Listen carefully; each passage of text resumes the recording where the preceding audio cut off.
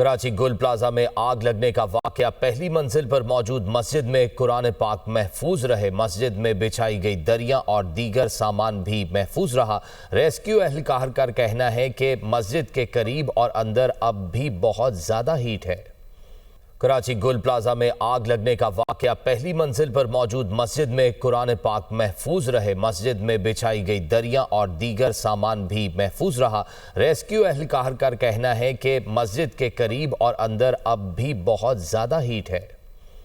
कराची गुल प्लाजा में आग लगने का वाकया पहली मंजिल पर मौजूद मस्जिद में कुरान पाक महफूज रहे। मस्जिद में बिछाई गई दरियां और दीगर सामान भी महफूज रहा। रेस्क्यू एहलकार का कहना है कि मस्जिद के करीब और अंदर अब भी बहुत ज्यादा हीट है।